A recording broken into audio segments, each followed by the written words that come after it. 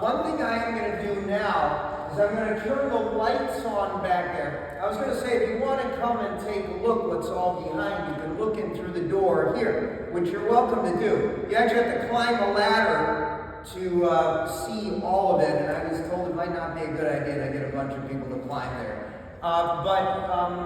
Because actually things are tightly confined. There are, if you do the math quickly, there are about 60 keys on each keyboard, or 60 keys for a full set of pipes, and we have about, I think, 30 or so, or 40 full sets of pipes.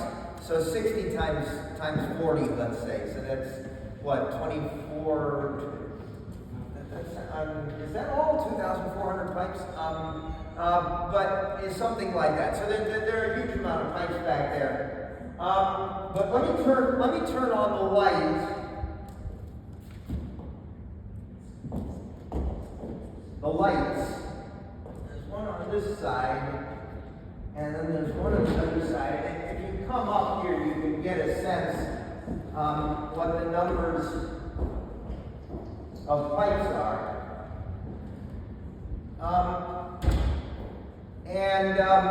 I showed you in the children's sermon how we have these different types of pipes. And I guess what I was going to talk about is a little and I explained how they work. Maybe a little more about that. There, as you see these here, the rows of pipes are in chests like this, which are actually enclosed, and there's a blower that creates a certain amount of wind pressure. It's controlled by weights. It's a fixed amount of wind pressure. And the mechanisms in the organ open and close the holes in the appropriate places. But, let me backtrack a moment. When the organ is tuned each year, the pipes can be adjusted from the tops here to adjust their intonation. However, what does settle over years is the wood. And the seal here that the pipes have. And that is very difficult to fix because you have so many pipes in such a small area. The only real way to fix it is to take all the pipes out, readjust the wood, readjust the seals, and then put the pipes back in. And that's what we're looking to have done to the instrument. And I thought I was also going to show you, give you a little sense of what that causes. And I made a note here of some of the examples of not so good pipes.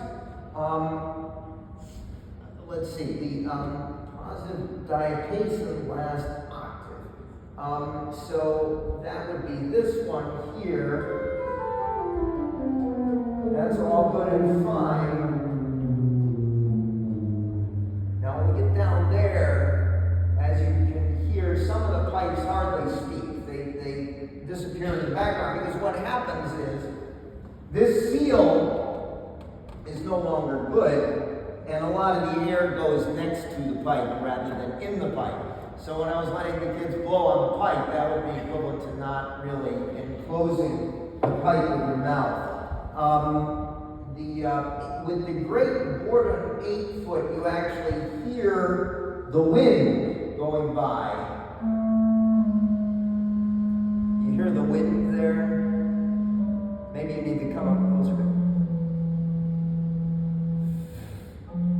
This one's good. That one, there's wind going next to it.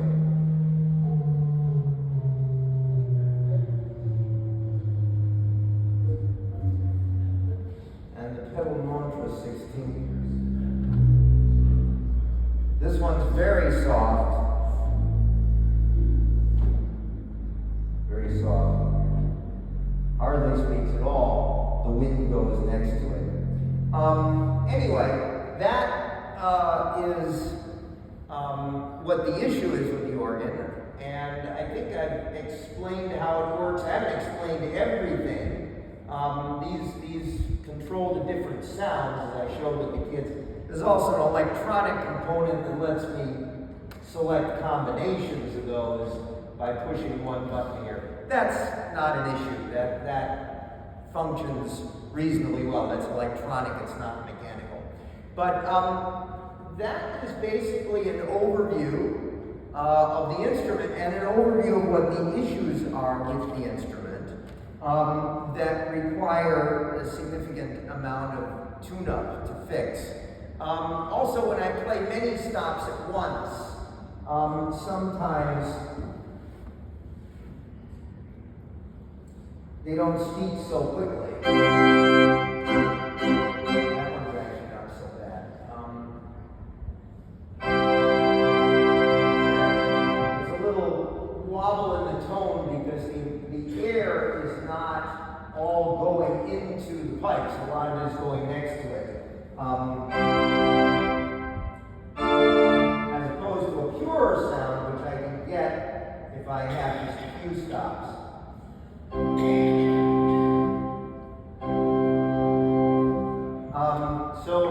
I'm happy to answer more questions about how the organ works and invite you to come and take a look at the inside if you would like. Here I am, and thank you for listening.